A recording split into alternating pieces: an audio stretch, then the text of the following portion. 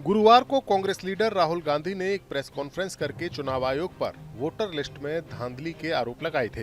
राहुल ने दावा किया था कि कर्नाटक की एक लोकसभा सीट के तहत आने वाली एक विधानसभा में हजारों फर्जी वोटर्स जोड़े गए थे और इसी के चलते 2024 के लोकसभा चुनाव में वो सीट बीजेपी जीत गई।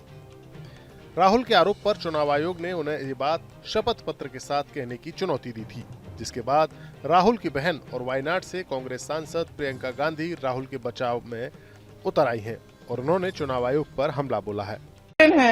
उसको ठीक से समझिए, थोड़ा सा नीचे करिए। पिटिशन किस नियम के तहत है जो एफिडेविट मांग रहे हैं? उस नियम के तहत 30 दिन के अंदर आप एफिडेविट दो, नहीं तो कुछ नहीं होने वाला। तो एफिडेविट क्यों चाह रहे हैं? तो इतना बड़ा खुलासा किया है। अगर ये सब है, मान लो अगर अनइंटेंशनल गलती है तो आप उसको इन्वेस्टिगेट करिए। आप वोटर लिस्ट दे क्यों नहीं रहे हैं? आप इन्वेस्टिगेट कर क्यों नहीं रहे हैं?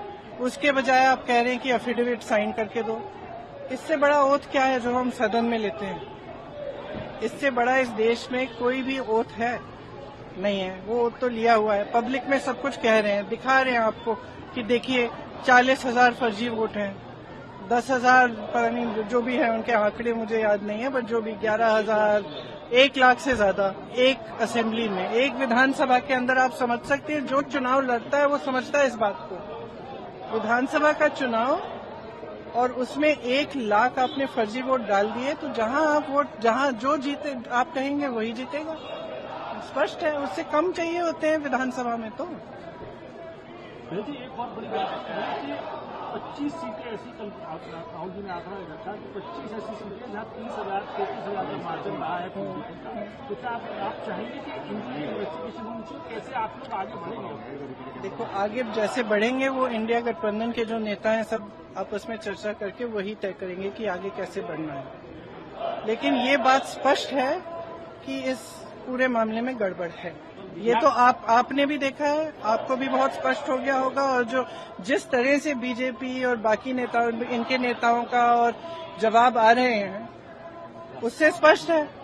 भाई अगर कोई कह रहा है कि गड़बड़ है, अब किसी भी चीज में, आप टीचर के पास जाओ, बोलो मैम चीटिंग हो रही है, तो टीचर क्या कहेगी? थप्पड़ मारेगी तुम्हें कि बोलेगी कि मैं चीटिंग चेक करती हूँ कि क्या हो रहा है। और यहाँ क्या है कि उल्टा उनको, एक तो उनको गाली दे रहे हैं, सुबह से शाम तक कुछ न कुछ उल्टा सुल्टा बोलते रहते हैं उनके बारे में, और कहते हैं कि एफिडेविट साइन करो। ये क्या बात है?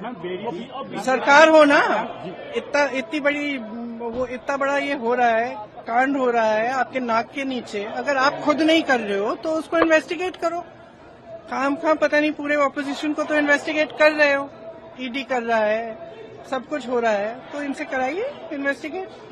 इससे बड़ा कुछ हो सकता है? Various state election commissions have also reverted that. Various state election commissions have come out and just said that whatever Rahul Gandhi said is wrong. So now various. How do they know it's wrong? How do they know it's wrong? Have they investigated it? The evidence is in front of them. Yes. Have they investigated it? How can they say it is wrong unless they investigate it? There can be no matter bigger than this. This is the democracy of our nation. It's not a joke. And it's not about one party or another party. If they have not investigated it, they cannot say that it is rubbish. I'm sorry, they have a bigger responsibility. If they feel that their responsibility is only to the BJP and only to one party, then they need to rethink it. Because as my brother said, a day will come when other people are in power.